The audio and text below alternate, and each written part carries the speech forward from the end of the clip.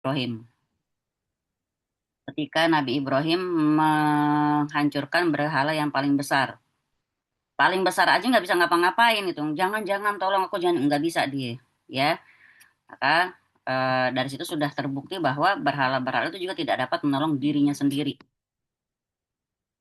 Berhala-berhala tidak dapat menolong dirinya sendiri. Sebentar, ini saya hilang.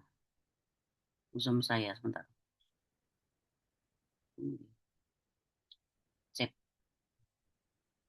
Nah, makanya kesesatan yang paling sesat dan paling bodoh adalah menyembah selain Allah. Ya, kesesatan yang paling sesat dan paling bodoh adalah menyembah selain Allah. Dan ruginya orang yang sudah menyembah makhluk dan dia eh, lupa kalau ada Allah yang paling berhak dia sembah, tapi mintanya ke makhluk, ngarepnya ke makhluk, ya Allah pun lepas tangan dari orang tersebut. Itu rugi serugi-ruginya dan di akhirat pun dia masuk neraka jahanam. Dan tidak ada dan semua dosa pasti diampuni kecuali dosa syirik. Di sini di surat Al-A'raf ayat 191 sampai 192 penulis ya yang bikin buku ini menjelaskan bahwa ini adalah dalil yang menunjukkan kebatilan syirik ya sekaligus keterangan tentang keadaan sesuatu yang disembah selain Allah.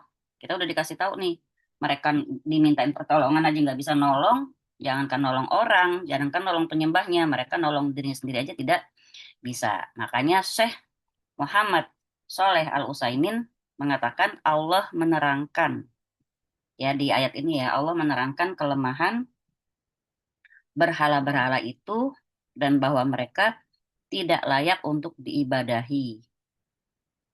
Jadi kalau teman-teman mau catat ya, Allah menerangkan kelemahan berhala-berhala itu dan bahwa mereka tidak layak untuk diibadahi dari empat sisi. Ya, berhala batu nggak layak diibadahi dari empat sisi. Paham kan kata-kata diibadahi? Nah, ibadah itu prakteknya. Yang mempraktekkan namanya abdun. Abdullah adalah yang mempraktekkan ibadah kepada Allah. Abdullah. Ya, abdun itu hamba. Ya, yang beribadah. Untuk siapa ibadah? Untuk Allah. Makanya kalau ngomong soal berhala, kita ngomong ibadah, banyak banget orang-orang yang mengibadahi sesuatu selain Allah. Nah, sekarang di sini menurut Syekh Muhammad bin Shalih Al-Utsaimin di dalam surat Al-A'raf tadi Allah menerangkan tentang kelemahan berhala-berhala itu ya dan bahwa mereka tidak layak untuk diibadahi dari empat sisi. Jadi biar kita makin paham ya kalau cuma bilang itu kan patung nggak bisa diibadahin mungkin kurang kurang kurang nancep. Satu, kenapa mereka nggak layak diibadahi? Satu, kira-kira apa satu? Gina, kenapa berhala itu tidak layak untuk diibadahi? Satu, kira-kira kenapa? Eh, ya mereka benda mati. Bagus. Benar, tapi kurang pas ya. Maksud gini, kalau benda mati nggak bisa ngapa-ngapain kan? Berarti kita pakai gini yang pertama. Pertama, mereka itu tidak mampu menciptakan. Benar nggak? Mereka Oh iya. tidak mampu menciptakan. Jangankan berhala, kita aja nggak mampu menciptakan apapun. Paling bisa menciptakan roti, ya, menciptakan asinan, menciptakan kue-kue kering. Itu receh yang kita ciptakan juga tidak bernyawa ya. Jadi nomor satu, mereka tidak mampu menciptakan. Dan sesuatu yang tidak mampu menciptakan nggak layak untuk diibadahi gitu. Mereka tidak mampu menciptakan dan sesuatu yang tidak mampu menciptakan itu tidak berhak atau tidak layak untuk diibadahi. Mereka nggak punya hak untuk diibadahi gitu aja pokoknya. Nggak punya hak dan nggak berhak sama sekali untuk kita berikan ibadah kita kepada mereka. Si berhala itu.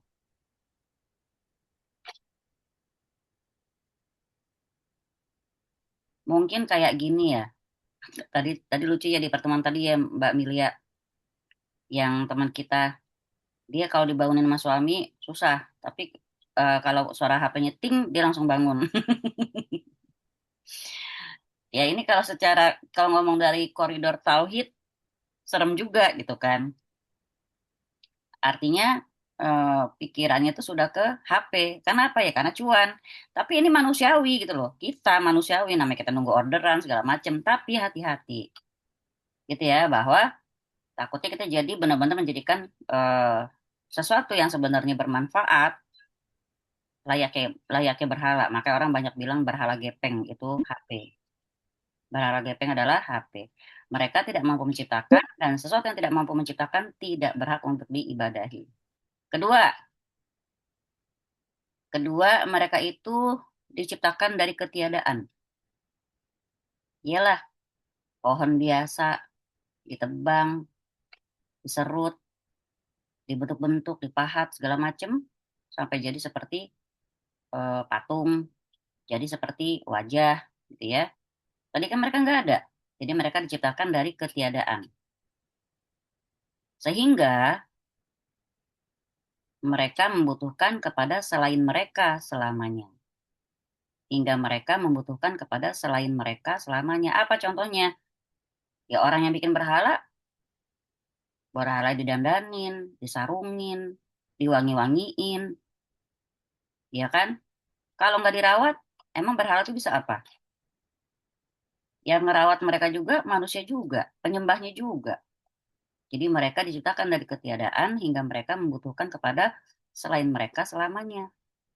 Itu kalau kalau kita ngomong berhala yang semacam pohon, patung segala macam. Nah, kalau yang menjadikan manusia lain sebagai berhalanya, itu tadi ya, manusia pun butuh sama manusia. Jadi mereka diciptakan dari ketiadaan hingga mereka membutuhkan kepada selain mereka selamanya. Yang ketiga, mereka tidak mampu memberikan pertolongan, mereka tidak mampu memberikan pertolongan hmm, kepada orang-orang yang meminta kepada mereka. Ya, mereka tidak mampu memberikan pertolongan kepada orang-orang yang meminta kepada mereka. Makanya sebodoh-bodohnya orang yang meminta kepada patung, meminta kepada kuburan, meminta kepada benda mati. Ada yang bilang, tapi waktu aku ke kuburan dapat. Bisa jadi itu adalah ulah setan, gitu ya. Bikin orang tambah yakin. Dan ini pernah dilakukan oleh seorang YouTuber asli Kalimantan. Saya pernah cerita juga, mungkin Bu Mima masih ingat. YouTuber asli Kalimantan, dia tahu di kampungnya itu di kampung, bukan di kampung dia banget, tapi pokoknya masih wilayah Kalimantan, ada kuburan yang kayak dirumahin gitulah ya, dikasih penutup, dikasih hordeng, pokoknya dicakepin lah itu. Di sisi kuburan itu ada sedikit apa space buat orang duduk bersila zikir. Nah, di balik hordeng itu ada piring kosong dan ada kain kuning yang dilipat. Jadi siapapun yang datang ke sana, kalau dia mau minta duit, minta apapun, piring itu diambil, lalu di kain kuning itu dilebarin dulu, dia isilah dengan semacam sajen ya, lipat, taruh di piring, taruh lagi di balik hordeng itu di kuburan tersebut, dia duduk nunggu bisa berjam-jam. Nanti ada bisikan, dia udah boleh membuka piring itu, begitu dibuka, dia dapat apa yang diminta. Nah, si YouTuber Kalimantan ini coba, dan dia orang indigo ya, dia nyoba, dibilang pas dibuka kain itu dilihatin ke kita nih kayaknya kosong ya, dibilang ini kayaknya kosong, kayak segede sapu tangan gitulah. Pas dia mau lipat, oh dia dapat dapat suara bahwa dia tuh harus ngasih sesuatu sebagai persembahan. Dia carilah bunga melati yang kebetulan ada tumbuh di depan makam tersebut. Dia bilang gini sama kita, tuh teman-teman, setan-setan tuh pada ketawa ngakak lihat saya cari bunga melati. Padahal kalau kita boleh bilang tanpa usaha bener-bener kan. Kalau orang kan ke dukun suruh cari ayam cemani lah, sembelih kambing lah gitu kan. Ini pohon melati depan kuburan, tinggal petik doang. Begitu aja setan tuh pada ngakak jumpalitan. Kenapa? Apa yang diketawain? Yang diketawain adalah tuh ya manusia kita suruh mau. Padahal Allah Ta'ala berfirman, laqad khalaqnal insana fi ahsani taqwim. Manusia itu sebaik bentuk yang udah Allah ciptain. Manusia itu masterpiece-nya Allah. manusia itu ciptaan terbaiknya Allah, manusia itu lebih mulia daripada jin. Lalu ketika manusia nurut disuruh apapun, mereka ngakak. Jangankan suruh nyari ayam cemani, jangankan suruh sembelih kambing, cuman nyari bunga melati yang dia nggak perlu usaha keras aja dia diketawain, gitu ya. Ingat nggak kisah orang yang masuk surga gara-gara seekor lalat, masuk neraka gara-gara seekor lalat, ya kan Bu Mima? Jadi ini ada hadisnya, di dalam satu hadis disebutkan dua orang laki-laki berjalan memasuki suatu perkampungan, mereka mau menuju kampung lain, tapi harus lewat kampung itu, gitu ya. Nggak bisa sampai ke sana kalau nggak lewat kampung ini. Sedangkan kampung ini di depannya itu dijaga oleh penjaga. Penjaganya bilang, di depan kampung ini kayak kalau kita boleh bilang kayak perumahan gitu, kayak gapura gitu ya. Penjaganya ada semacam kuali yang ada apinya menyala-nyala dan ada tulisannya berkorbanlah untuk Tuhan kami, walau hanya seekor lalat. Lalu si laki-laki yang dua ini dicegat oleh penjaga tadi bilang, kamu harus berkorban. Jadi ngomong sama satu laki-laki dulu. Eh, kata yang laki-laki ini, aku nggak punya apapun untuk aku korbankan, aku nggak bawa apa-apa gitu. Terus kalau kata si penjaga tadi, ikrib walau zubaban. Berkorbanlah, korib walau zubaban. Berkorbanlah walau hanya seekor lalat, kata si penjaga tadi. Nuri, lalat itu sepele nggak sih? Sepele nggak seekor lalat itu? Sepele, Umi. Sepele kan? Si laki-laki tadi bilang, oh seekor lalat, walau cuma seekor lalat, oke. Dia tangkaplah lalat, dia masukin ke kuali tersebut. Ya, kemudian fahollu sabilahu, maka dia diizinkan untuk lewat si laki-laki tadi. Tapi dalam hadis disebutkan laki-laki tadi langsung masuk neraka. Nah, laki-laki yang kedua dibilang juga, korib walau zubaban, berkorbanlah walau seekor lalat. Kata laki-laki yang kedua, la ukorib, ya, aku tidak akan pernah berkorban, apa namanya, aku nggak akan pernah berkorban sesuatu pun untuk siapapun kecuali untuk Allah Ta'ala, kata dia gitu. Jadi aku nggak akan pernah mengorbankan apapun untuk siapapun selain untuk Allah Ta'ala. Maka wadorobu unukohu katanya, maka dipukullah apa ininya, tengkuknya. Bukan dipukul sih, sebenarnya kayak ditebas gitu ya, jadi dibunuh, tapi dia masuk surga. Nah, bisa ngambil kesimpulan nggak nih, Nuri? Kenapa yang satu masuk neraka, yang satu masuk surga? Padahal cuma seekor lalat. Kenapa? Kalau aku yang jawab nggak seru ya? Ente udah senior banget loh admin gua, kagak seru. Kita nanya yang baru. Udah diketawain Bu Bima tuh. Bu Mim aja nggak gue tanya. Dah. Ayo, Karena keyakinannya, Ustazah. karena pimpinannya. Keyakinan. Keyakinan. Oh, keyakinan cakep. Keyakinannya. Ya. Kalau pimpinan mengeri banget ya. Miliar kecil. Nuri coba, apa ya? Karena yang karena keyakinannya, Umi. Karena dia meyakinkan bahwasanya Allah hanya Allah lah Tuhannya. Terus yang tadi kenapa dia berkorban cuma lalu dia masuk neraka? Karena dia menduakan Allah. Gimana Dia tidak menduakannya? yakin. Kan cuma Karena dia lalat. tidak yakin. Karena dia lebih percaya, Umi. Dia lebih percaya harus menumbalkan itu supaya bisa lewat gitu kan. Dia lebih percaya itu. Dia tidak yakin akan Tuhannya. Oke. Mbak Milia, keyakinan yang gimana maksudnya tuh tadi?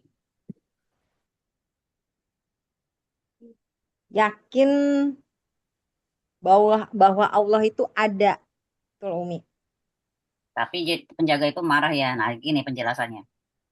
Artinya, maka kenapa judulnya seorang laki bisa masuk surga gara-gara seekor lalat dan juga seorang laki-laki bisa masuk neraka gara-gara seekor lalat? Bukan persoalan lalatnya, tapi persoalan kepada siapa dia mengorbankan itu.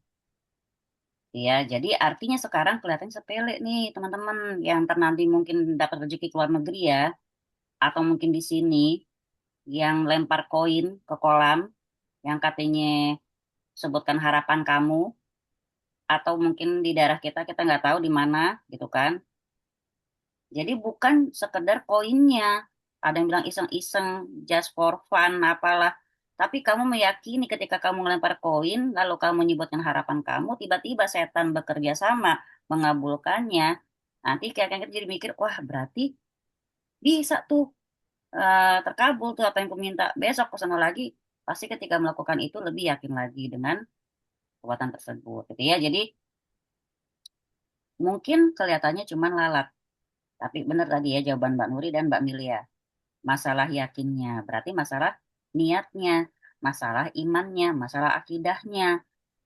Bukan soal lalatnya, tapi kepada siapa dia mengorbankan sesuatu itu. Walaupun cuma lalat doang, tapi siapanya ini. Kan udah ada tulisan jelas, berkorbanlah untuk Tuhan kami walau cuma seekor lalat. Berarti kalau dia melakukannya, berarti dia untuk Tuhannya si penjaga tadi, gitu. Dan itu bukan Allah, gitu ya. Ya, jadi mereka si masih di poin ketiga tadi ya, si berhala-berhala ini tidak mampu memberikan pertolongan kepada orang-orang yang meminta kepada mereka. Gak usah berhala patung, kita minta sama manusia aja belum tentu bisa nolong, ya kan?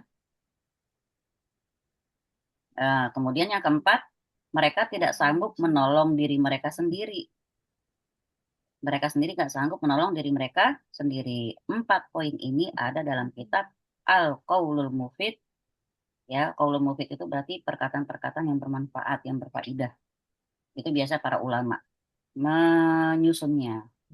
Jadi 4 poin kenapa berhala-berhala itu tidak berhak untuk diibadahi adalah satu, karena mereka tidak mampu menciptakan. Dan sesuatu yang tidak mampu menciptakan nggak layak untuk diibadahi. Kedua, mereka diciptakan dari ketiadaan. Sehingga mereka membutuhkan selain dari mereka untuk selamanya. Ketiga, mereka nggak mampu memberikan pertolongan kepada orang-orang yang minta sama mereka. Yang keempat, kenapa? Karena mereka sendiri nggak sanggup menolong diri mereka sendiri. Ya, ini dari Qaulul Mufid 1/285. Ini faidah dari dalil pertama, itu surat Al-A'raf 191 sampai 192. Jadi ini tolong diingat baik-baik. Umpama kita bergantung sama siapapun, sama manusia, kita ingat dia bisa ngapain.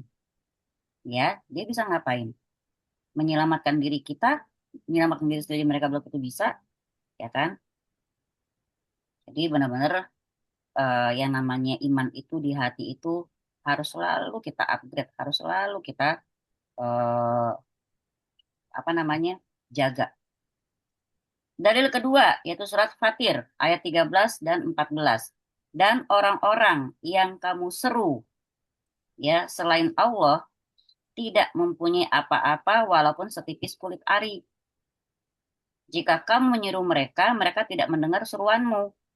Dan kalau mereka mendengar, mereka tidak dapat memperkenankan permintaanmu. Dan di hari kiamat nanti mereka akan mengingkari kesyirikanmu dan tidak ada yang dapat memberikan keterangan kepadamu sebagaimana yang diberikan oleh Yang Maha Mengetahui. Yang nggak ada bukunya coba lihat surat Fatir 13-14. Fatir 13. Di sini kita lihat ya, orang-orang yang kamu seru itu misalnya nih, entah itu syekh, entah itu habib, entah itu wali yang sudah dalam kubur ya, yang diseru sama orang-orang itu, yang disembah, mereka nggak punya apa-apapun setipis kulit ari. Maksudnya apa? Mereka nggak punya andil apapun dalam hal penciptaan segala macam di dunia ini, di langit dan di bumi. Gitu loh. Itu semua kerjanya Allah. Nggak ada saham dari mereka, nggak ada pertolongan mereka. Setipis kulit ari pun nggak ada. Mereka nggak punya apapun di dunia ini. Coba, semua yang lahir telanjang nggak?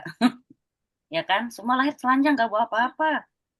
Begitu juga makhluk-makhluk itu. Mereka nggak bisa dengar seruan kamu yang di dalam kubur ya. Yang katanya mereka imam inilah, wali inilah, gitu kan. Nggak bisa dengar. Kalaupun mereka mendengar, mereka nggak bisa nolong. Ya, kalaupun mereka mendengar, mereka nggak bisa nolong. Maksudnya apa? Ya mungkin yang masih hidup yang disembah juga, misalnya kan. Mereka nggak bisa nolong kamu. Tak bisa memperkenankan permintaanmu. Dan di hari kiamat nanti, nih ruginya nih. Sembahan-sembahan mereka itu nanti akan mengingkari. Aku nggak pernah loh nyuruh kamu menyembah kuburanku, kata para wali loh. Orang-orang soleh itu nggak pernah minta kuburan disembah.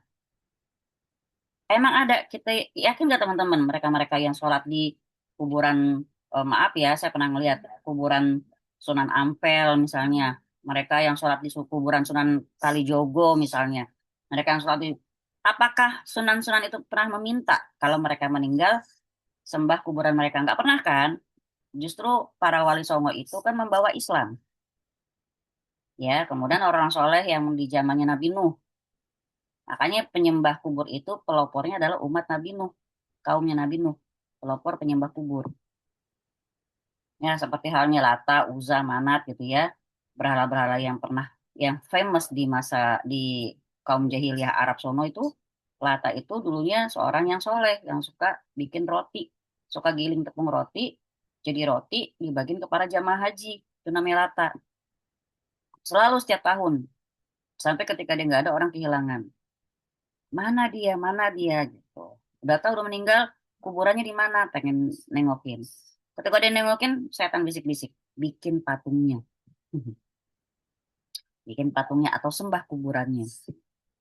Buat apa? Buat mengenang kebaikan mereka. Kan gitu kata-katanya. Ya, akhirnya jadi sesembahan deh. Nah, nanti di akhirat begitu.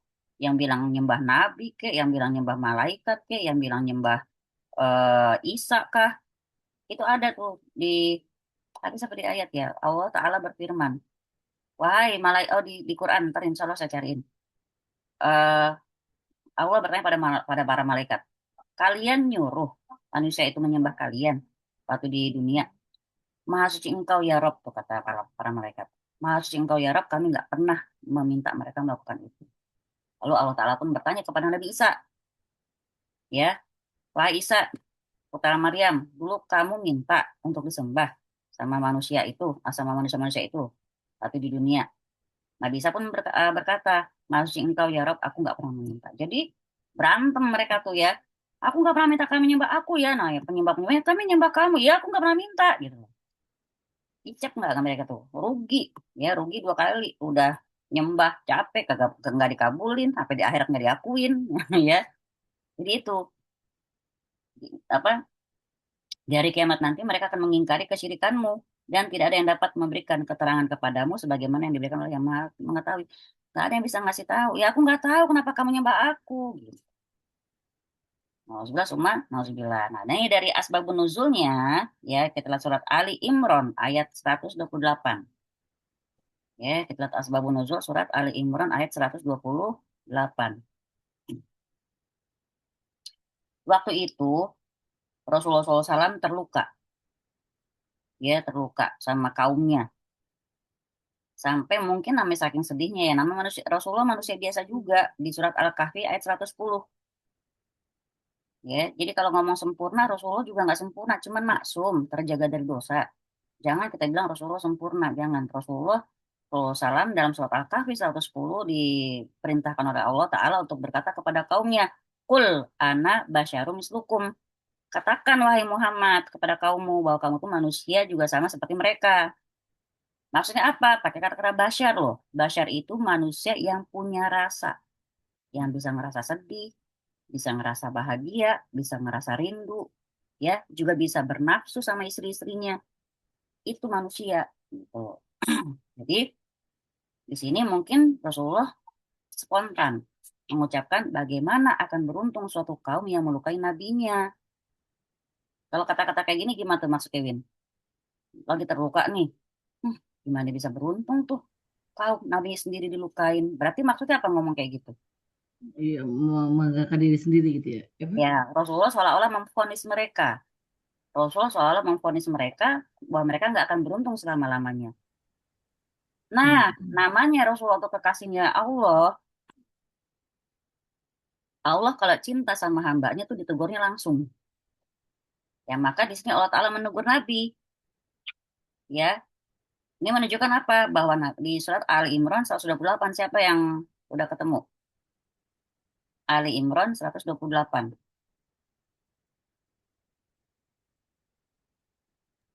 Tidak ada sedikit pun campur tanganmu dalam urusan mereka itu. Hmm. Allah menerima tobat mereka atau mengazab mereka karena sesungguhnya mereka itu orang-orang yang zalim. Oh Benar ya, ya, Om? Masya Allah ya, itu Nabi loh. Ini pelajaran buat kita. Dizolimin sama siapapun, Kadang-kadang kita yakin banget, emang benar doa orang terzolimi terkabul. Tapi kalau kita mau lebih muhasabah lagi, mungkin kita pernah juga ngezolimin orang. Mungkin kita juga pernah jahat sama orang tanpa kita sadar. Jangan ketika kita dizolimi, kita langsung yakin karena ya Allah, hukum dia. Dia sudah zolim sama saya. Rasulullah ngomong apa tadi? Gak akan beruntung umat yang menzolimi Nabi sendiri. Langsung itu bersama Allah. Kamu gak ada ikut campur dalam hal ini urusan aku, kata Allah Ta'ala. Siapa tahu orang yang zolim itu sekarang nanti dia taubat.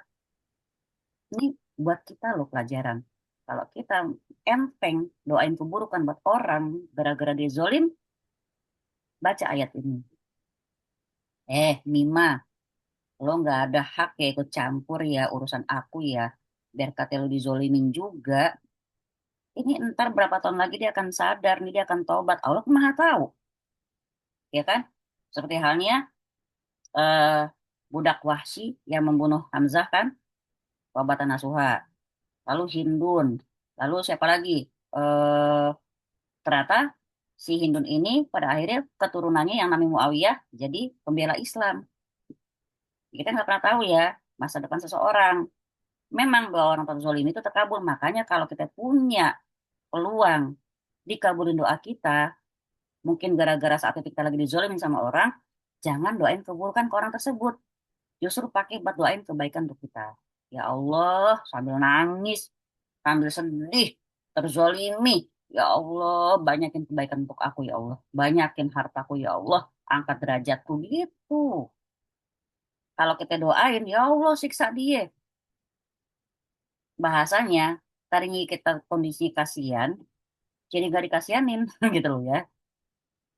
Mungkin dikabulin, tapi sudah. Kita juga punya bahasanya udah ngedoain yang jelek-jelek kepada sesama kita gitu. Padahal kita nggak tahu loh ke depannya nanti mungkin orang itu bertobat.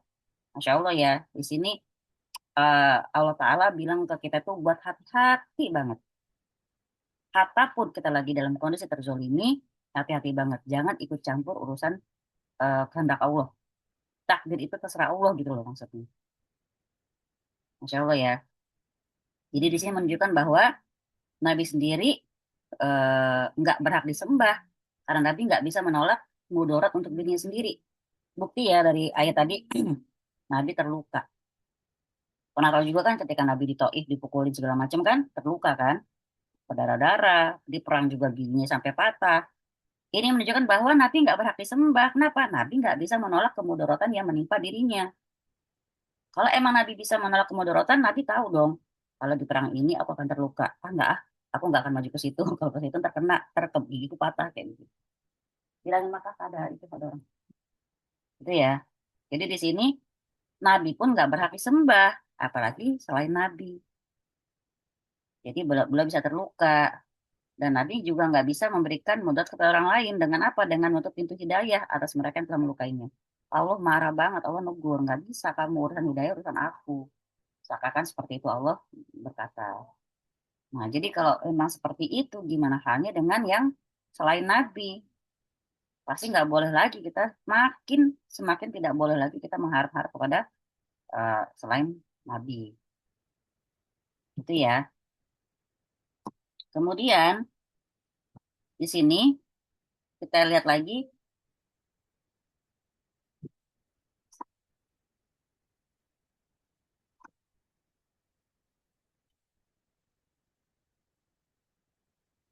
jadi di sini kalau kita lihat dari poin tadi ya, kalau kita lihat dari poin tadi bahwa Nabi sendiri tidak bisa menutup hidayah pada seseorang. Jadi eh, Nabi seakan-akan ucapan itu padahal isyarat ya, Nabi nggak bilang ya Allah tutup hidayah, enggak. Nabi cuma bilang gimana bisa beruntung tuh kaum yang melukai Nabi sendiri. Isyarat di balik kalimat itu adalah Nabi sudah memvonis bahwa mereka nggak akan dapat keberuntungan. Berarti kan nggak dapat hidayah. Nah di sini Nabi nggak berhak dan nggak bisa menutup hidayah pada seseorang karena Allah yang berhak memberikan atau menahan hidayahnya kepada hambanya. Karena mereka yang disebut sama Rasulullah itu semuanya kemudian dengan berlalunya waktu ternyata pada masuk Islam dan sangat bagus keislaman mereka. Jadi di sini sama halnya dengan kejadian yang pernah terjadi di zaman Bani Israel dari Jundab ya bahwa Rasulullah SAW, bentar, sebelum sampai ke hadis tentang Uhud ya. Ini judul hadisnya gini. Ini mungkin pernah kita jumpai di sekitar kita ya, dengan kata-kata yang berbeda tapi maknanya sama. Jadi hadis dari Jundab bahwa Rasulullah SAW pernah bercerita. Pada suatu ketika ada seseorang yang berkata begini, demi Allah, sesungguhnya Allah nggak akan pernah ngampunin si fulan. Nah, ini sebenarnya kisah di balik hadis ini adalah eh, apa namanya? Ada dua orang laki-laki bersaudara atau enggak, saya nggak tahu. Pokoknya satu ahli ibadah, satu pendosa. Dinasihatin, tetap berdosa lagi. Dinasihatin, tetap nggak sadar-sadar. Nasihatin terus sampai si ahli ibadah ini ngomong, wah kamu pokoknya dunia Allah ya nggak akan kamu diampuni oleh Allah. Sebenarnya kata-kata kayak gitu kalau kita boleh bilang, mungkin kalau pakai penilaian sekilas, iyalah gregetan kali dia ngeliat si pendosa ini. Tapi kalau kita mau lihat ke lubuk hati, berarti si ahli ibadah ini sudah ada perasaan merasa lebih baik. Ngeri nggak tuh? Perasaan lebih baik itu tipis, halus. Ya nggak, Win? Seperti syirik itu apa, Win? Seperti Seperti semut hitam di atas batu hitam. Semut hitam di atas batu hitam dalam kegelapan malam. seperti semut hitam di atas batu hitam dalam kegelapan malam. Itu kata Ibnu Abbas tentang syirik. Jadi kadang-kadang kita nggak pernah bisa tahu di balik ibadah kita, di balik ketaatan kita nutup aurat, ketaatan kita dalam ibadah sunnah, ketaatan kita dalam berpuasa, kita nggak pernah tahu loh. Mungkin sekilas ada perasaan merasa lebih baik dari yang lain. Itu ngeri banget. Seperti halnya iblis, laknatullah. Ribuan tahun di surga. Ibadahnya kenceng. Sampai jadi ibadah paling taat, sampai jadi pemimpin para malaikat. Si iblis ini. Pemimpin para malaikat loh. Malaikat aja iri sama ibadahnya dia. Tapi siapa yang tahu? Dalam keadaan dia taat, ternyata ada bibit sombong. Yang ketahuan setelah Allah Ta'ala kasih ujian. Sujud pada Adam. Nah, persoalan di sini bukan masalah sujud pada manusianya, tapi siapa yang memerintahkan. Kan gitu. Yang memerintahkan Allah. Iblis nggak mau. Kenapa? Jawaban iblis, aku diciptakan dari api. Dia dari tanah. Ya kali api kalah sama tanah. Gitu kalau kata iblis. Api kan keren. Tanah apaan sih? Tanah liat pula, yang hitam pula gitu katanya. Kalau kita mau tafsirkan seperti itu. Nah, disitulah apa namanya ketahuan atau kesombongannya iblis. Maka kita selalu berdoa sama Allah Ta'ala, Allahumma inni a'udzubika, ya Allah, kami atau aku berlindung kepadamu, an usyrika bika syai'an, dari menyekutukanmu dengan sesuatu. Ya, a'udzubika syai'an wa ana a'lam, dan aku tahu dan aku sadar, wa astagfiruka lima la a'lam, dan aku mohon ampun kepadamu dari kesyirikan yang aku juga nggak sadarin. Tetapi contoh dalam ibadah kita, dalam taat kita, kita ngerasa lebih baik dari siapa? Hmm, dasar punya laki susah banget ya bangunin subuh. Kenapa ada perasaan kayak gitu? Kita merasa sudah lebih baik. Kita merasa udah jadi istri solihah. Gue udah tutup aurat lo ya. Kok lo masih kayak gitu aja sih? Nah, serem. Mungkin ketika kita ngajak pasangan kita untuk lebih baik, kalau belum dikabulin, tetap jadi pahala. Ya, kalau dia belum berubah, tetap jadi pahala kok. Setiap ajakan kita jadi pahala. Kan watawasobil haki, watawasobil sober. Kalau nyampein kebenaran tuh harus pakai sabar, gitu kan.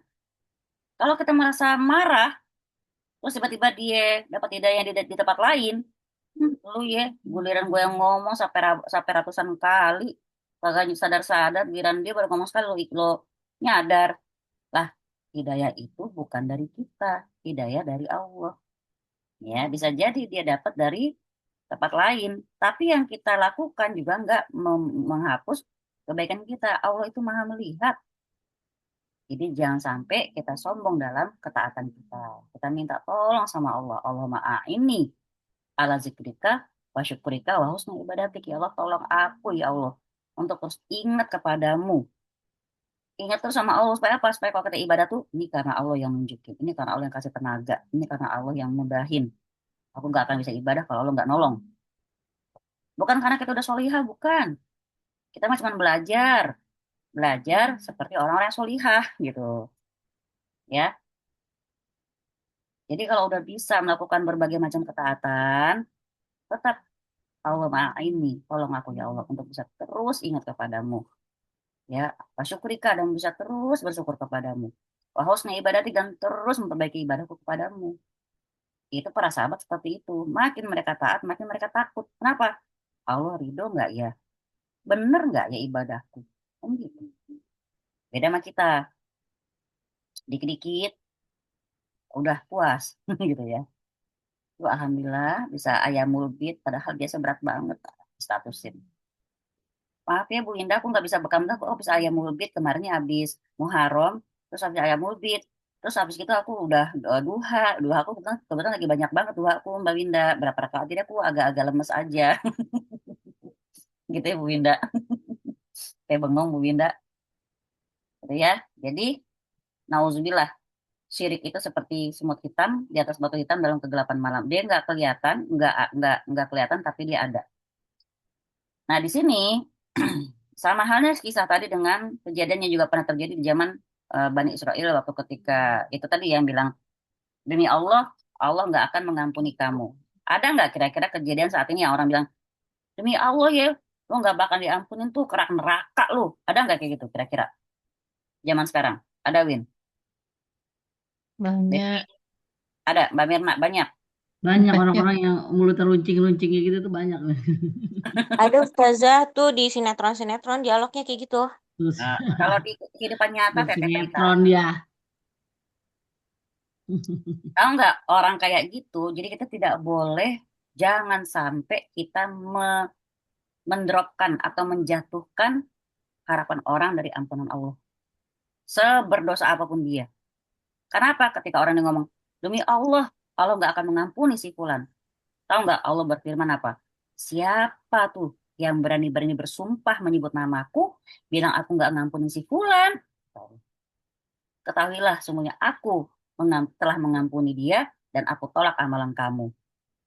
Jadi untuk orang sebanyak apapun ibadahnya, sampai dia ngambil tugasnya Allah untuk soal ampunan, malah Allah Ta'ala marah. Allah bilang, aku ampuni si fulan, aku tolak amalan kamu.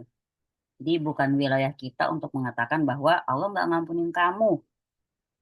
Dasar lu ya, narkoba bertahun-tahun, nggak ingat saudara lu. Wah, susah kali model kali udah ampunin. Nggak boleh. Allah yang maha tahu. Ya, dalam apa kita sudah berkubang sama dosa, Allah yang maha tahu. Jadi itu ya, hadis riwayat Muslim. Ini boleh teman-teman catat, nanti bisa dicari. Hadis riwayat Muslim nomor 2621. Hadis riwayat Muslim nomor 2621. Tentang apa? Jangan pernah ya menjudge ya orang lain bahwa dia itu nggak dapat ampunan Allah atau bahwa dia itu nggak akan diampuni oleh Allah Ta'ala.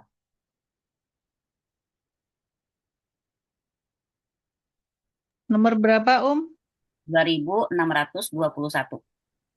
Oh, Pojok kiri atas. masih. Udah kayak Ustaz Adi Hidayat. Enggak, bener. Hadis riwayat Muslim nomor 2621. Sebelum saya ceritain lagi satu hadis yang cakep banget kisahnya, ada yang mau nanya dulu nggak? Ustazah, aku mau nanya. sok duluan, Mangga. Tapi yang mau nanya, Maaf. Taha, Om Milia. Lucu banget ya Ustazah. tabrakan beruntun begini. Maaf Cici, Ustazah. Cici Milia sama Prita Sahati, Cici. Ustazah gini aku mau nanya. Ya. Mertuaku kan, bapak mertuaku itu kan masih kejawen ya Ustazah ya. Oh. Terus pernah gitu ya aku tanya, Mbah kalau berdoa itu di waktu-waktu kapan? Aku bilang gitu kan. Di waktu tengah malam dia bilang. Tapi dia Tuhannya tetap Tuhan. Ustazah nggak menyembah berhala gitu loh. Cuma yang nggak sholat, beliau nggak sholat, nggak puasa. Itu gimana Ustazah? Dan ketika dia berdoa, apakah doa itu sampai gitu misalnya ya, salah satu keluarganya ada yang meninggal gitu Ustazah. Apakah doa itu sampai gitu Ustazah? Dan gimana menyadarkannya Ustazah? Seperti itu Ustazah. Terima kasih. Pertanyaannya berat banget. Jadi, kalau kita ngelihat hadisnya, perbedaan antara muslim dan kafir adalah sholat. Satu, ya mungkin kalau saya pakai itu, wah nggak sholat berarti, nah gitu kan. Tapi kadang kan yang namanya kejauhan itu turun-temurun ya. Kejauhan itu turun-temurun dan sudah pemahaman mereka berjamaah, sudah mengurat mengakar gitu ya. Dan kita juga ada tadi di dalam kitab tauhid kita bahwa Nabi SAW pun bertakbir. Takbir bukan takbir bangga, takbir marah. Kenapa? Bahwa tradisi itu susah banget ya hilang dari kalian gitu loh. Nabi tahu banget ya tradisi itu susah hilangnya, melekat melekat banget ke setiap anak keturunan. Kejawen itu alasan dia nggak sholat biasanya karena mereka bilang nggak perlu sholat, yang penting jadi orang baik. Benar nggak, Mbak Milia? Betul Ustazah. Hmm. Betul. Yang penting Karena baik sesama manusia dan tidak mengganggu serta sodakoh. Karena beliau bilang nggak perlu, kan mungkin dia dapat kutipan ya, nggak perlu sholat, yang penting sedekah berbuat baik sama manusia itu dijamin masuk surga gitu Ustazah. Nah, itu sebenarnya sih tipu daya setan ya. Sekarang gini, kita kalau di anak kita di sekolah pasti ada tata tertibnya nggak? Bener nggak? Setiap sekolah pasti ada tata Betul. tertibnya yang harus kita patuhi. Ada poin 1, poin 2, poin 3 pelanggaran misalnya ya kan, pakai sampai 10 poin. Berani nggak kita langgar 1-2 poin saja yang penting, misalnya pokoknya nggak usah pakai seragam. Misalnya ini soal seragam doang loh ya. Nggak usah pakai seragam ke sekolah, udah pakai baju bebas aja. Berani nggak, Mbak Milia? Tidak Ustazah. Enggak kan? Kita Tidak. begitu taat dengan peraturan manusia, ya kan? Nah, sholat itu rukun Islam. Sholat itu rukun Islam. Keberapa? Kedua, berarti pertama setelah syahadat. Ya, pembuktian pertama setelah syahadat. Karena rukun Islam yang pertama adalah syahadat. Yang kedua adalah sholat. Baru tuh puasa, zakat, haji. Sedekah di mana disebutin? Itu 4. Di luar rukun Islam. Berarti setan itu mendikudainya apa? Udah kagak usah sholat, orang sholat aja masih banyak yang gak bener. Yang penting berbuat baik sama manusia. Ngapain kalau kita Betul sholat tapi Ustazah. gak baik sama manusia? Contoh, Betul. ya kan? Sekarang kayak orang sekolah, gak usah pakai seragam. Nah, pakai seragam aja belum tentu bener. Loh kan permasalahannya mau bener mau enggak pakai seragam dulu. Di mana kamu sekolah, di situ seragamnya kayak begitu. Kan gitu kan? Seperti orang juga menilai orang berjilbab. Gak usah pakai jilbab, yang pakai jilbab yang masih belum bener. Gak usah pakai cadar. Si Devi belum tentu di bener kalau udah pakai cadar misalnya. Bukan itu, bukan lihat oknumnya. Yang penting taat sama perintah Allah. Apa Allah merintahin? Tutup aurat kita, gitu kan? Persoalan dia masih bandel atau dia sudah taat itu kembali kepada manusianya. Jadi kalau ditanya, kira-kira gimana itu? Nah, saya nggak tahu ya Mbak. Kan tadi saya bilang, saya bukan yang menentukan surga nerakanya seseorang. Tapi kalau mungkin memang masih bisa untuk dikasih tahu, coba aja pelan-pelan. Sholat itu kan nomor 2 di rukun Islam. Gitu. Kayak mereka kan orang Kejawen kan sangat megang tradisi Jawa kan, yang weton aja mereka ikutin. Ya, taat Betul, banget mereka betul. sampai hitung-hitungan hari. Ini sama Betul. hitungan hari aja kok nurut. Kok sama perintah Allah Ta'ala kok nggak nurut? Gitu. Allah Ta'ala perintahin sholat. Bentar, saya mau cari botol. Misalnya mana ya? Contoh nih. Nih, botol, ambilin botol. Ambilin botol. Ya, ya. Contoh. Ini Islam. Ini Islam. Ini rukun Islam 5. Syahadat, sholat, puasa, zakat, haji. Pegang. Orang tidak berhaji, batal nggak Islamnya? Tidak. Kalau Islamnya batal gara-gara nggak haji, kita semua udah batal nih. Saya yakin sini belum pada haji semua kan? Saya juga belum gitu kan. Orang nggak haji, nggak batal Islamnya. Orang nggak bayar zakat, batal nggak Islamnya? Nggak, Tidak. karena bisa jadi dia juga nggak mampu. Bisa jadi dia justru yang harus dikasih zakat. Orang nggak puasa, batal nggak Islamnya? Tidak Ustazah. Nggak juga, karena bisa jadi dia sakit. Atau dia sudah lansia. ya, atau udah nggak ingat, pokoknya udah pikun dan segala macam lemah. Orang nggak sholat, ya, nggak haji masih bisa pegang Islam, nggak zakat masih bisa, nggak puasa masih bisa, nggak sholat itu contoh sederhana. Jadi sebenarnya justru sholat itulah yang dibilang sholat itu kan tiang agama. Barang siapa mendirikan sholat maka dia mendirikan tiangnya. Kalau dia ninggalin sholat maka dia udah menghancurkan tiang agama. Dan amal pertama yang akan dicek dari seluruh amal adalah sholat. Biasanya kalau amalan sholatnya udah bagus, maka ke belakangnya dicek amalan yang lainnya, insya Allah lebih gampang. Itu kata Ustadz. Kalau sholatnya nggak bagus, wah, hisab ke belakangnya lebih detil lagi, lebih berat lagi begitu. Nah, Mbak Milia, coba ajak ngomong aja. Ditolak nggak apa-apa, yang penting apa? Yang penting kita udah ngingetin. Sekarang Mbak Tapi Milia, apakah doanya beliau itu sampai gitu ke anaknya? Anaknya yang sudah meninggal, Ustazah. perkara Apakah doanya itu sampai? perkara perkara doa nyampe nggak nyampe pasti nyampe karena doa orang tua ke anak itu kan terkabul. Terus nuzulnya gitu aja. Doa orang tua kepada anaknya itu terkabul selama memang si orang tuanya masih hidup. Yang didoain kan anaknya sendiri kan. Doa orang Walaupun beda keyakinan, Ustazah. kan beda keyakinan bukan bukan bukan bukan beda agama kan, cuman memang dia kalau kita boleh bilang musyrikin ya, yang ngaku Islam Betul. tapi dia bahasanya tidak taat aja sama Allah gitu. Hmm, baik, baik. Kejawen kan ngakunya Islam kan, cuman walaupun dia Betul, nggak sholat dia Ustazah. ngaku Islam, bener nggak? Betul, betul. Ya, jadi Ya. selama dia, nah ini ada kisahnya ntar di hadis nih, Mbak Mila bisa dengerin ya ntar ya. Insya Allah udah terjawab ya Mbak Milia ya. Pokoknya pelan-pelan aja kasih masukan kayak tadi bahwa sholat itu tiangnya agama, gitu kan. Ah, mungkin Mbak Mira tahu lah apa tradisi-tradisi yang masih mereka pegang bilang nggak sama tradisi dipegang banget. Ini sama syariat yang Allah. Iya, seperti dia puas kalau beliau nyuruh saya misalnya legi apa sih kayak apa ya kalau tanggal-tanggalan Jawa tuh Hmm. legi aku harus puasa gitu. Nah ya puasa hari lahir ya. Iya, kayak gitu Ustazah. Nah itu kalau kalau ntar kita masuk ke dunia rukyah, nah itulah asal mulanya orang bisa kena jin keturunan karena melakukan ibadah yang tidak ada tuntunannya. Ibadah yang Betul. nggak ada tuntunannya dari Nabi atau gak ada syariatnya dari Allah Ta'ala, itu justru yang mendekat kepada kita adalah setan. Gitu ya. Nauzubillah summa nauzubillah. Kita memilih insya Allah ntar kita lebih lebih banyak lagi bisa ngobrol. Ya. Baik, terima kasih saja. Sama Assalamualaikum. Mbak Teh Prita, tadi mau nanya apa sayang? Minta nggak dipanggil, dia manggil. Itu Ustazah, apa namanya yang tadi itu kan ya kita ngomongin yang masuk surga atau masuk neraka karena lalat kan. Hmm. Terus kan yang apa namanya yang ngetren juga soal berdoa pas ada bintang jatuh Ustazah. Cakep banget. Itu ada hadisnya tuh. Terus?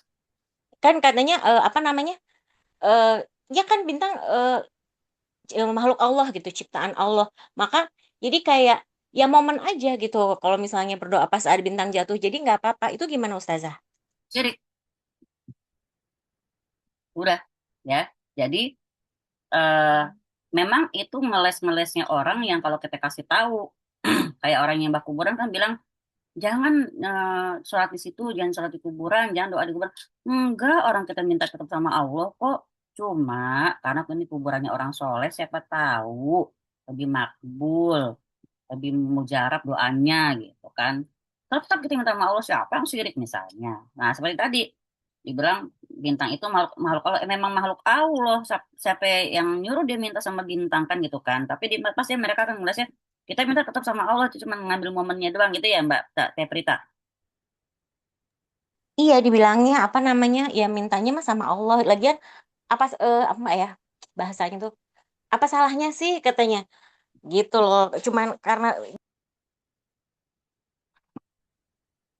Nah, dia ngomong belum selesai udah ketutup aja speakernya Teh Prita.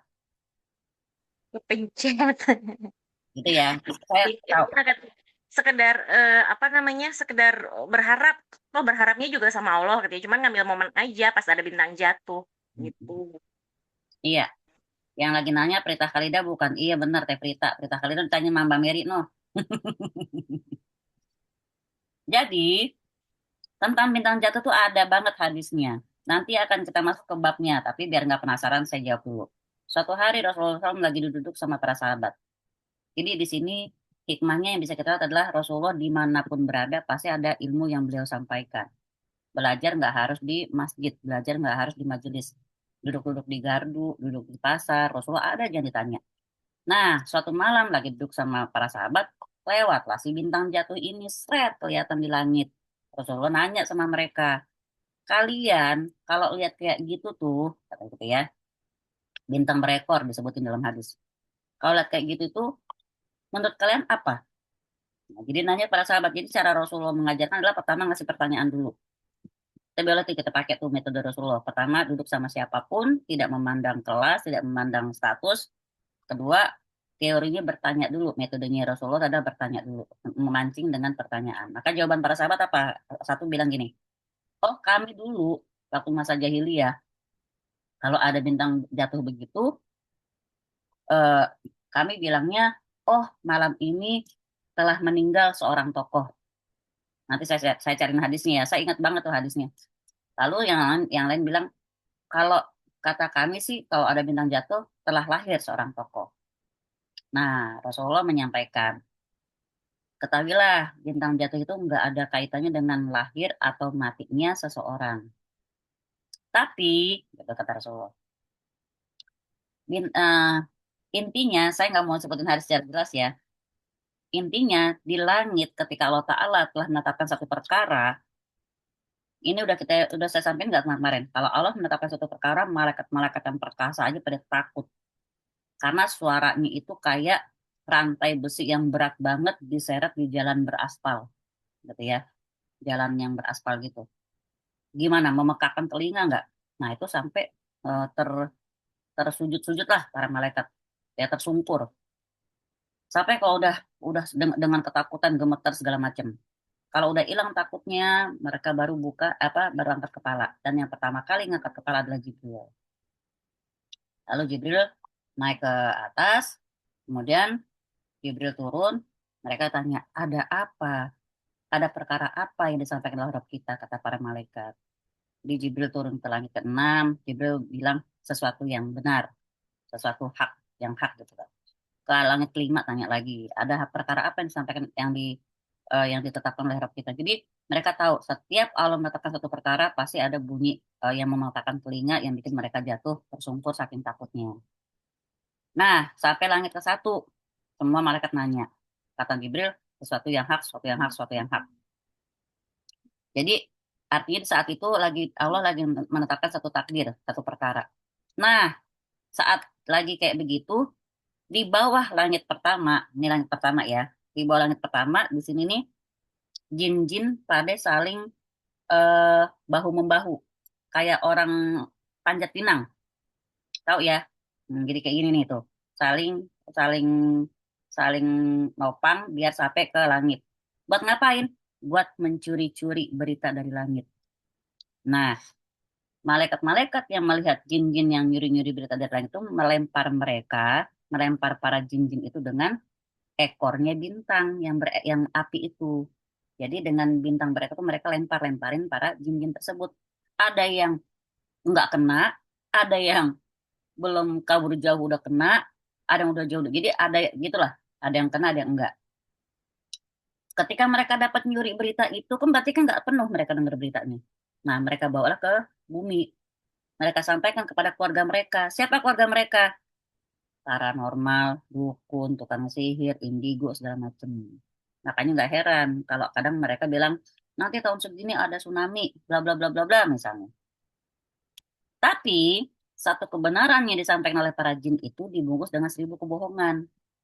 Sayangnya kita manusia ini kadang-kadang kalau ngeliat paranormal, nyampein 10 hal misalnya.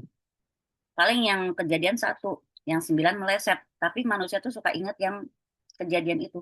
Ih bener ya, waktu itu si Mama Lemon nyampein bla bla bla bla, ternyata kejadian. Itu contoh. Jadi, Teh Prita, bintang berekor itu yang diceritakan dalam hadis ini adalah tanda bahwa bintang bintang berekor yang lagi kelihatan di langit itu lemparan malaikat yang lagi ditujukan kepada jin-jin yang habis nyuri berita dari langit. Bukan bintang yang dilempar ya, tapi kan nih bintang, ekornya api, ekornya diambil, set, buat dipakai ngelempar para jin-jin tersebut. Nah, momen apa yang dijadikan pedoman sampai mereka bilang make a wish kalau tiap lihat bintang jatuh, gitu kan? Tidak ada dasarnya kan berarti. Jadi kalau kata Quran, ya Allah Ta'ala berfirman, janganlah kau mengikuti sesuatu yang kamu nggak punya pengetahuan tentang itu. Nggak ada dalilnya kan? Nggak ada dasarnya apa? Nyari momen apa? Bintang jatuh. Terus yakin dari mana? Untuk mengucapkan suatu permintaan. Lo tahu nggak bintang jatuh itu apa gitu, Inte? Lo tahu nggak bintang jatuh itu apa? Ada apa? Jadi Ada jadi kisah apa? dipahami gitu ya. Iya, dipahami kisah di baliknya bintang jatuh tuh apa gitu. Ternyata itu lemparan malaikat kepada Lempar. ikan gitu. Terus kita Mereka berdoa yang ngapain? Gitu kan? Hmm, iya benar. Makasih banyak Ustazah. sama-sama. Nah, ada pertanyaan di chat. Kalau misalkan gini, ke kuburan orang tua, terus bilang gini, ibu, bapak doain kita ya, biar kita sukses dan lain-lain. Terus misal mau nikah, terus doain ya, biar kita lancar nikahnya. Tidak boleh.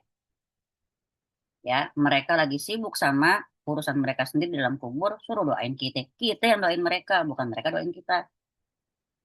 Gitu ya, Bu Luciana Sapitri. Jawab dong. Kejawab dia. Tuh ya, jadi ini teman-teman lihat kan di chat. Jadi dia minta doa sama yang dikubur sama, nggak boleh sayang ya. Yang boleh kita mendoakan mereka, bukan kita minta doa dari mereka. Apalagi sampai mau sampai ke kuburan terus ngajakin ngopi, bawa termos teh, ayo Mi kita ngopi, kita ngeteh, jangan. Ya Allah. Sampaikan ke suami kamu itu ya. Teman-teman ini Luciana ada ipar ada jadi aku bercanda sama dia. Tapi disangkain sama yang lain, aduh saja begitu amat sama jamaah. Enggak, ini Lucy ini emang ada ipar saya yang paling usil. Nah, saya kasih hadis satu ya. Ini insya Allah kayaknya sih seperti yang Mbak Milia tanyain. Bismillah. Hadis dari Abu Hurairah. Kisah tentang Usairim bin Abdil Asyal. Ini tentang hidayah dari Allah Ta'ala untuk hambanya. Dia berkata, ceritakan kepadaku tentang orang yang masuk surga yang tidak pernah sholat sama sekali. Tuh, Mbak Milia. Masih nyimak kan, Mbak Milia? Masih Ustazah. Cakep nih. Nanti kalau mau dengerin rekamannya ke Mbah nih, ini direkam sama Mbak Winda. Ceritakan kepadaku tentang orang yang masuk surga yang tidak pernah sholat sama sekali. Tapi kita jangan nyoba begini ya, jangan. Nauzubillah. Ya kalau kita beruntung ya. Iya nggak Nuri? Ah, aku nggak usah sholat aja, tuh aja bisa masuk surga. Iya kalau kita seberuntungnya itu. Kalau kagak, ya. Ceritakan padaku tentang orang yang masuk surga yang tidak pernah sholat sama sekali. Bila orang-orang tidak mengenalnya. Tanyakan siapa dia. Lalu jagoan Bani Abdul Asyal Amr bin Thabit bin Waqsi berkata Al-Husain. Lalu aku berkata kepada Mahmud bin Labid, gimana keadaan Al-Usairim? Nah, dia menjawab, dia enggan masuk Islam karena kaumnya. Lalu saat terjadi perang, ya perang Uhud dan Rasulullah SAW pergi menuju Uhud, terlihatlah keislamannya. Lalu dia masuk Islam. Dia cabut pedang dan dia maju hingga mendatangi musuh.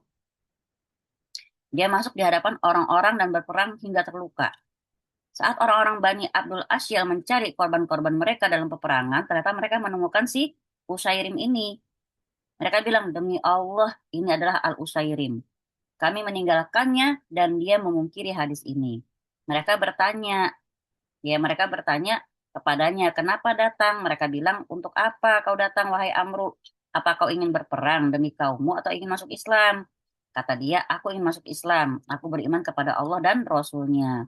Aku masuk Islam lalu aku mengambil pedangku. Aku maju bersama Rasulullah SAW. Dan aku berperang hingga aku terkena serangan.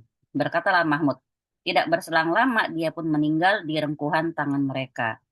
Mereka menyebutkan hal itu kepada Rasulullah SAW, sungguhnya termasuk penghuni surga. Maksudnya apa? Sebenarnya ini orang yang baru aja masuk Islam, saking pengen ikut perang bersama Rasulullah. Jadi nggak pernah sholat, yalah dia kafir tadinya kan. Tapi ketika dia sudah mengambil syahadat dan dia langsung ikut perang dan terbunuh, keren banget ya. dia langsung menjadi penghuni surga. Tapi ada lagi yang saya mau ceritain ke Mbak Milia nih, mungkin bisa juga eh, arti di sini betapa tauhid itu penting banget, Mbak. Tauhid itu penting. Kalau orang tauhidnya bagus, udah pasti dia nggak akan pernah melanggar perintah Allah. Maka kita kasih dulu mungkin eh, sifat Allah yang maha penyayang, rahmat Allah yang maha luas, juga azab Allah yang cepat, yang dahsyat juga azab Allah gitu kan. Di sini ada seorang laki-laki, dia tahu dirinya nggak punya kebaikan sama sekali. Sholatnya bolong-bolong lah, segala macam, nggak ada lah kebaikan dia. Saking takutnya dia, nanti di akhirat kemungkinan dia jadi masuk neraka gitu ya. Dia bilang lah sama keluarganya, ntar kalau aku meninggal, tolong mayatku dibakar, kata dia. Pokoknya bakar semuanya. Jangan ada yang tersisa. Sisa rambut sama tulang, hancurin lagi, bakar lagi. Pokoknya sampai jadi abu semuanya, kata si orang ini. Lalu benar nih ketika dia meninggal, dijalanilah wasiatnya tersebut. Dibakar sampai benar-benar kebakar. Lalu katanya si laki-laki itu sebelum meninggal, lalu sebarkan abunya ke 4 mata angin. Pokoknya biar nyebar lah gitu. Seret disebarin. Pikiran dia apa? Udah kayak gitu udah nggak akan ketemu Allah gitu ya. Ternyata kalau kita mau bayangin kayak film gitu ya, tuk, tuk, tuk, tuk, tuk, tapi dia muncul di hadapan Allah dengan kondisi utuh. Dia kaget lah kok utuh nih gitu kan. Allah Ta'ala bertanya, kenapa? Kenapa kamu dulu minta dibakar? Gitu. Karena aku takut kepadamu ya Rob, kata gitu. Kenapa takut kepadaku? Aku takut kepadamu karena aku nggak punya amalan sama sekali. Gitu. Jadi aku takut dengan siksamu. Nah, ketika dia menyebutkan ini, Allah Ta'ala tersenyum. Dan Allah Ta'ala masukin dia ke surga malahan. Kenapa? Karena dia masih punya rasa takut sama Allah. Dia sadar diri itu nggak baik. Dia sadar diri itu pendosa. Saking takutnya sama Allah, dia minta diri dibakar. Dia pikir dia nggak akan ketemu sama Allah. Ternyata ketemu sama Allah. Itu contoh beberapa keberuntungan yang kita jangan tiru. Gitu. Saya juga nggak tahu ntar kelak siapa yang mengalami hal ini gitu. Ini ada dalam kitab ya. Berarti itu secara nggak langsung turun rahmat Allah dong, Ustazah. Makanya arti di sini, makanya ketika Mbak Mila nanya gimana dengan Mbak saya apa kalau mengampuni dia, saya juga nggak bisa jawab. Yang jelas selama beliau masih hidup doain terus, ajak terus. Kita nggak tahu loh di detik-detik kapan beliau mendapatkan hidayah, ya nggak? Nah, semoga semoga sedekah-sedekahnya beliau, kebaikan beliau kepada manusia, semoga semua menjadi tawasul atau menjadi wasilah atau menjadi perantara beliau mendapatkan hidayah. Itu ya. Contoh nih Mbak Milia, kayak Abu Thalib, pamannya Nabi sendiri. Kurang apa hidupnya itu dalam mendukung dakwah Nabi? Hartanya, statusnya sebagai pembesar, ya kan, tenaganya segala macam, habis buat mendukung dakwah Nabi. Tapi beliau tetap nggak ngucapin syahadat, tetap masuk neraka. Walaupun beliau keluarga Nabi SAW.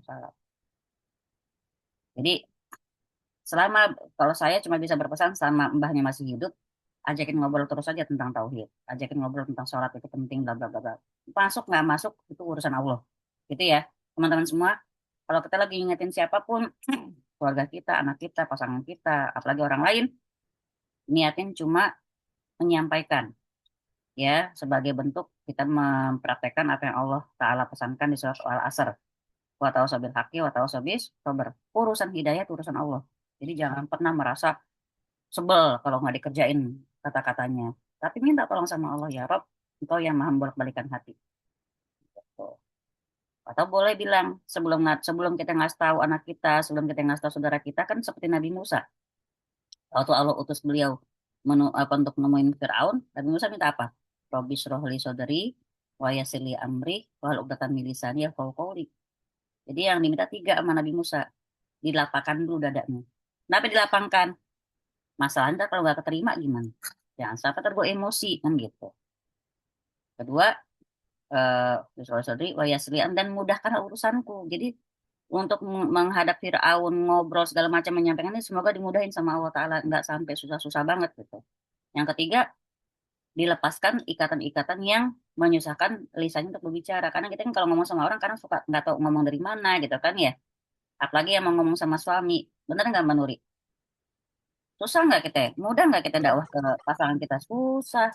Kita cari momennya, iya cari momennya dulu, cari kata-katanya dulu, gimana nggak menyinggung, ya nggak? Makanya Iya, kalau Umi. kita mau kasih tahu suami, mau ngajak dia sholat, selalu bilang Robbi sholli sodri, wa yassirli amri, wa uqdatam min lisani yafqahu qawli. Minta tolong sama Allah. Nabi Musa minta tolong sama Allah Ta'ala. Boleh ditiru caranya Nabi Musa. Baik ya, kita ke hadis yang ketiga. Mas 10 ya. Bentar, berarti nanti jadi session 2 ya. Kita hadis yang ketiga diriwayatkan dalam Sahih Abu Bukhari bin Muslim dari Anas radhiyallahu anhu, dia berkata, pada waktu perang Uhud, ini tadi saya bilang ya, Nabi SAW terluka di bagian kepala dan gigi taringnya. Maka beliau bersabda, ini tadi ya di ayat pertama ya, bagaimana akan beruntung suatu kaum yang melukai Nabi mereka. Maka turunlah ayat, tidak ada sedikit pun campur tanganmu dalam urusan mereka itu. Maka dari dalam Sahih Bukhari juga dari Ibnu Umar, bahwa dia mendengar Rasulullah SAW setelah terluka di bagian kepala dan gigi taringnya berdoa ketika mengangkat kepalanya dari ruku pada rakaat terakhir dalam sholat subuh. Allahumma al'an fulanan wa fulanan. Ba'da ma yaqul sami Allahu liman hamidah rabbana walakal hamd. Ya Allah, laknatlah si fulan dan si fulan. Yaitu seusai beliau mengucapkan sami Allahu liman hamidah rabbana walakal hamd. Maka Allah Ta'ala berfirman, laisa laka minal amri syai'un. Enggak ada ya sedikit pun campur tanganmu dalam urusan mereka. Jadi urusan mereka, takdir mereka, urusannya Allah. Ya. Kemudian, dan menurut riwayat yang lain, beliau mendoakan semoga Safwan bin Umayyah nih, yang tadi saya ceritain. Safwan bin Umayyah, Suhail bin Amr, dan Al-Haris bin Hisham dijauhkan dari rahmat Allah. Itu kata beliau waktu mendoakan itu. Maka Allah Ta'ala berfirman, laisalah kami amri syai'un. Nggak ada sedikit pun campur tanganmu dalam urusan mereka. Lalu ketika diturunkan kepada Rasulullah ayat di sini, wa anzir ashiratakal aqrabin, dan berilah peringatan kepada kerabat-kerabatmu yang terdekat. Nih, perhatikan ya, Nuri, Mbak Devi, Mbak Gina, Mbak Mary, Mbak Milia, semuanya, Mbak Zulfa, Mbak Aisyah. Kalau kita mau ngasih peringatan, mulai dari keluarga dulu, sebelum kita ke orang lain. Ada orang pelenger, ya, dia ke orang lain dulu, keluarganya entar. Kata dia, kita dakwah ke orang, keluarga ada Allah. Allah emang ada, kan gitu kan ya. Benar nggak, Win? Orang didakwahin, keluarga ditinggal-tinggal. Ada kayak gitu, nauzubillah. Enggak apa-apa Win ya, tanggung ya Win ya. Saya bacain di sini. Berdirilah Rasulullah dan bersabda, ya ma'syarul Quraisy, kata dia. Wahai segenap kaum Quraisy. Itu siapa? Kaumnya Nabi. Tebuslah diri kalian dari siksa Allah dengan memurnikan ibadah kepadanya. Artinya apa? Tauhid kita benerin. Perhatikan banget ya, ini dakwah Nabi. Sedikit pun aku, kata Nabi, aku nggak berguna bagi kalian di hadapan Allah. Jadi walaupun Nabi sayang sama kita nih, ya segitu cintanya sama umatnya, sampai akhir hayat dibilang umati, tetap kita nggak bisa cuma mengandalkan cintanya Nabi. Tetap amal kita jadi taruhannya, gitu. Ya, wahai Abbas bin Abdul Muthalib, siapa yang disebut? Saudaranya, ya kan? Abbas itu pamannya, anaknya Abdul Muthalib, pamannya Nabi. Sedikit pun aku tidak berguna bagi dirimu di hadapan Allah. Wahai Sofia bibi Rasulullah, jadi dia panggil omnya, dia panggil bibinya. Sedikit pun aku tidak berguna bagi dirimu di hadapan Allah. Terakhir Nabi memanggil siapa? Dan wahai Fatimah putri Muhammad, mintalah kepadaku, sedih ya. Karena udah jaminan insya Allah Fatimah masuk surga ya. Dan wahai Fatimah putri Muhammad, mintalah kepadaku apa yang kamu inginkan dari hartaku, kata Rasulullah. Tapi aku sedikit pun nggak berguna bagimu di hadapan Allah Ta'ala. Berarti apa? Ini penegasan dari Rasulullah bahwa kita tanggung jawab sama amal kita sendiri.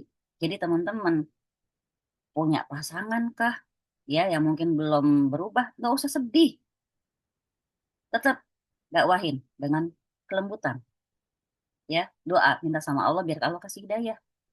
Karena kita nanti tanggung jawab sama diri kita masing-masing.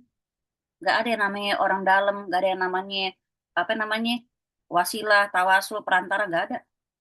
Ini aja Fatimah aja nggak bisa ngarepin ayahnya sendiri di hadapan Allah Ta'ala. Ya, jadi di sini kalau kita boleh bilang hadis dari Nabi SAW ini, dakwah Nabi kepada keluarganya itu faedahnya adalah apa? Satu, dakwah yang paling utama adalah dakwah kepada keluarga.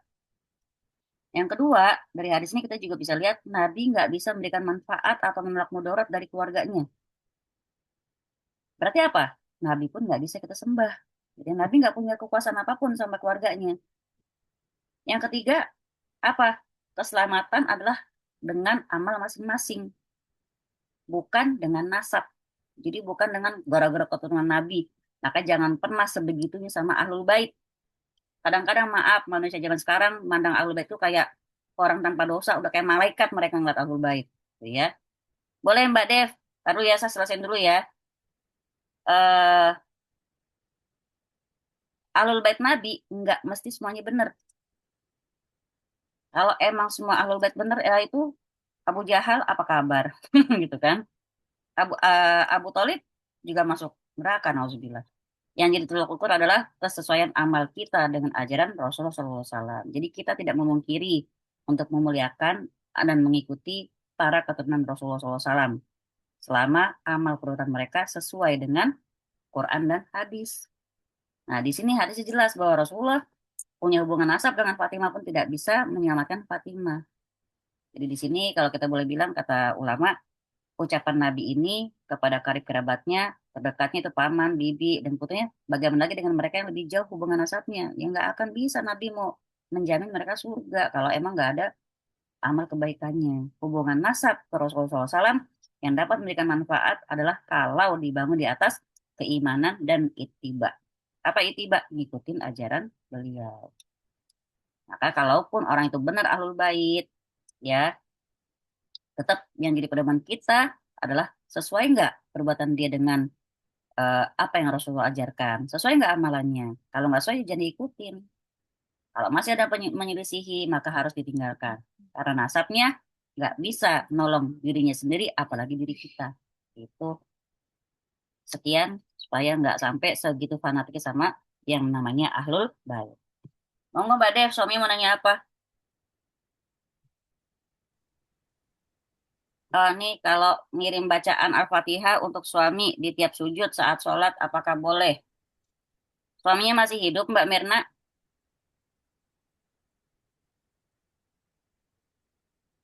Mbak Mirna, apakah suami masih hidup? Masih Umi. Alhamdulillah. Ih, istri solihah banget sih ya, ngirim bacaan Al-Fatihah. Buat apa? Saya pernah ada yang kasih tahu saya kalau salah satu mengikat hati suami itu dibacain Al-Fatihah pada saat sujud gitu. Ini sudah saya lakukan beberapa tahun lah, cukup lama lah.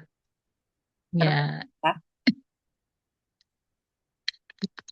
gimana Umi? Terbukti nggak? Alhamdulillah. Masya Allah. Dengan Ya, izin Allah ya, dengan izin Allah. nah Begitu. sekarang masalahnya bukan cuma Al-Fatihah ya, tapi Ya. mungkin karena Al-Fatihah ini memang umul kitab ya, Fatihatul kitab, pembuka kitab, dia ibunya kitab, dibaca tiap sujud pula. Boleh, boleh. Dalam kondisi sholat, mulai dari takbiratul ihram sampai sebelum salam, ya kalau mau doa, boleh, tapi semuanya harus ada dalam Quran. Jadi baca Al-Fatihah, boleh. Baca Robbana Hablana, boleh. Robbana Hablana min azwajina wa dzurriyyatina qurrata a'yun, boleh. Itu Mbak Mirna. Ada lagi ntar kalau mau ntar saya japriin amalan juga. Ini amalan prakteknya. Kalau orang kuliah ini KKN-nya. Boleh kerja nyata. Boleh kok ya. Tiap sujud Terima boleh. kasih. Habis Ya. sholat juga boleh. Jangan jangan takutnya nanti yang lain menganggapnya wah harus Al-Fatihah dan harus di tiap sujud. Jangan, enggak juga. Jangan diwajibin juga ya walaupun di Al-Fatihah. Maaf.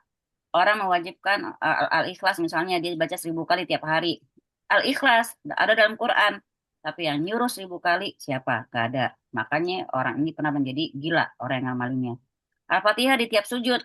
Kalau lagi nggak bisa, jangan sampai merasa kayak orang kehilangan gerakan yang wajib. Jangan sampai kita jadi mendahulukan yang ini ketimbang rukun-rukun sholatnya gitu loh Mbak Mirna. Jadi kalau masih selamat rukun-rukunnya, masih bisa baca, monggo. Itu aja ya Mbak Mirna ya. Insya Boleh, Allah, tapi insya Allah jangan. rukun-rukunnya masih terpenuhi semua. Hanya Alhamdulillah. apa doa itu, insya Allah selalu saya lakukan. Kalaupun terlupa tuh di pada saat setelah sholat saya baca untuk apa Sorry. beliau gitu. Nah, kalau misalnya suatu hari, kalau boleh gini ya Mbak, biar nggak jadi nggak seperti amalan wajib. Padahal karena ini memang nggak ada dalam sunnahnya ya. Tapi memang Fatihah bagus gitu ya. Baca doa dalam sujud juga bagus. Tapi sekali-sekali boleh jangan dikerjain. Jadi jangan sampai seperti kewajiban banget. Gitu ya. Iya, Takutnya kita nanti jadi menambah amalan yang tidak ada. Gitu. iya, iya, iya. Oke, ya. Baik. Oke, terima kasih, Umi. Sama. Nah, pertanyaan Mbak Zulfa, kalau lalu maksudnya ketika kita minta syafaat Nabi gimana? Ketika dia mengatakan oh, ini beda lagi Mbak Zulfa. Ya, nanti ada koridornya, ada momennya kita minta syafaat Nabi. Tapi minta syafaat itu itu ada 3 syaratnya. Ya, ada 3 syarat kita dapat syafaat. Jadi kalau cerita tentang syafaat, aduh, masya Allah. Nah, nanti insya Allah ya saya jawab. Tentang syafaat ya, syafaat itu harus ada 3 syarat. Pertama, eh, apa namanya? Tunggu.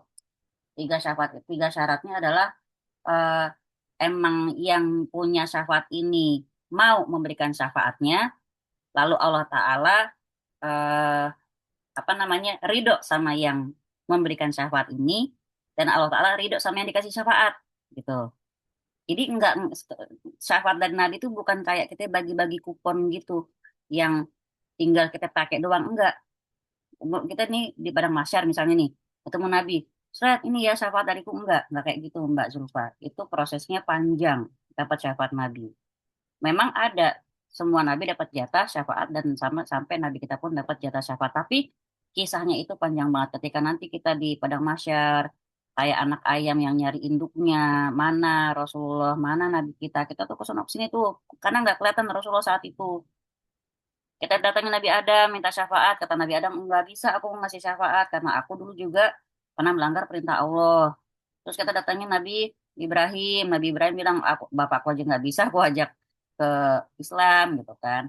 Kita datangin Nabi Nuh. Kata Nabi Nuh, anakku aja nggak bisa, aku bawa ke Islam. Kita datangin Nabi Musa. Nabi Musa juga nggak bisa. Kenapa? Aku juga punya track record jelek. Pernah ngebunuh orang. Tapi bukan membunuh, tapi bukan niat ngebunuh ya. Tapi yang nonjok orang jadi orang yang mati tuh.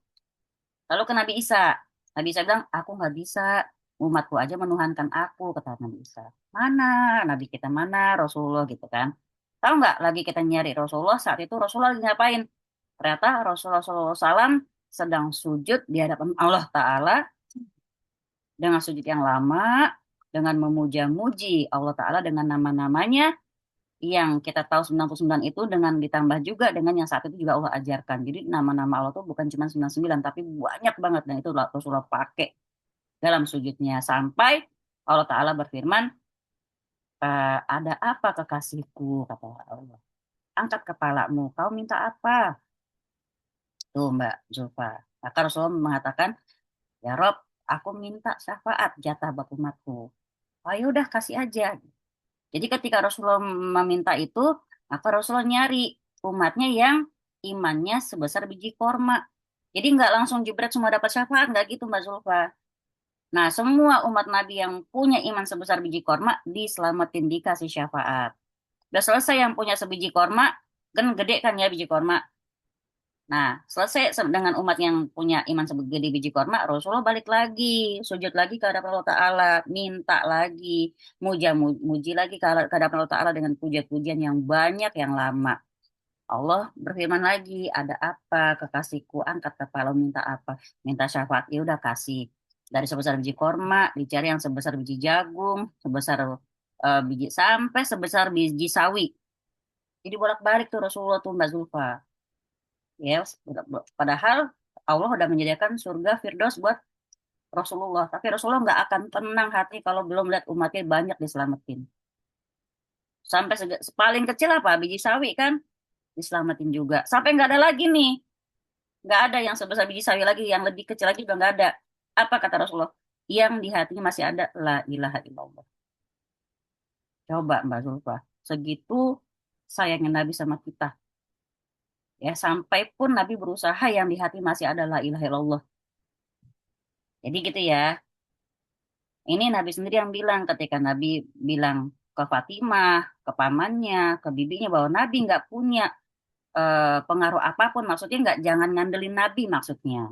Ya, jangan ngadu nabi karena tetap amal kita sendirilah yang menjadi pertanggungjawaban kita di akhirat nanti. Nanti ada kita lewatin hisab, ada kita lewatin apa mizan, ada kita lewatin yang namanya kontoroh. Insya Allah nanti kita sampai ke situ.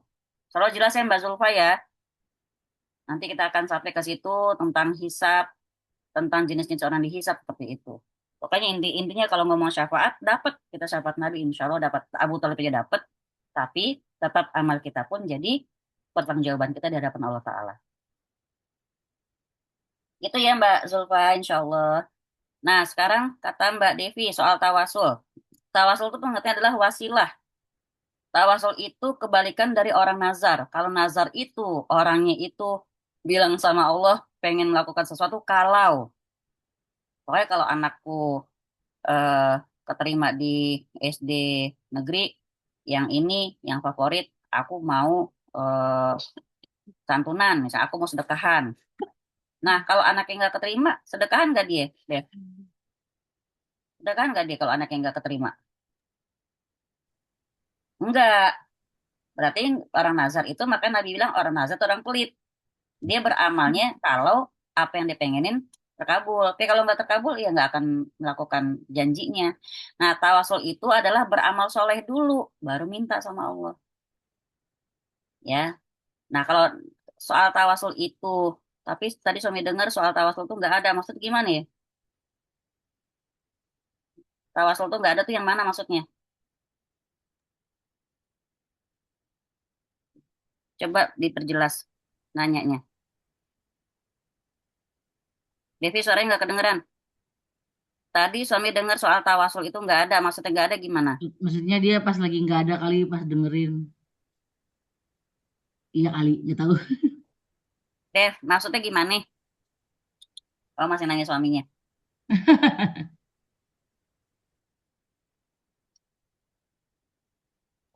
Kan ini kan sebenarnya ini ya, kajian muslimah, Bapak Muslim. Ya, bapaknya numpang denger. Alhamdulillah ya. Iya Iya, nggak? Masya Allah ya. Yang penting Iya, jangan lihat layar ya, Pak.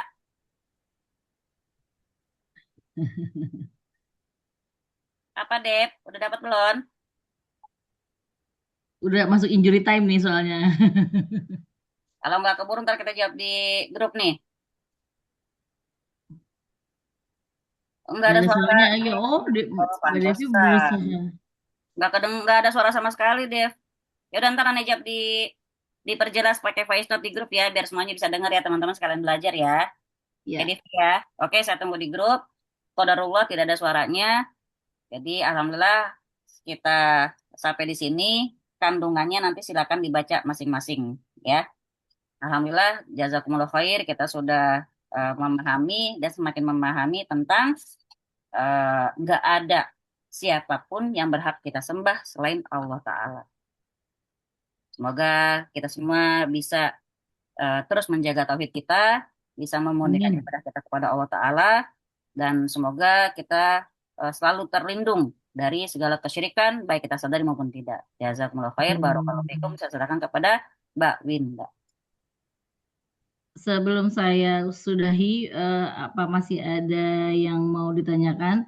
Tapi yang ditanyakan itu nanti bisa ditulis di grup aja karena kita selesai itu maksimal 21.30.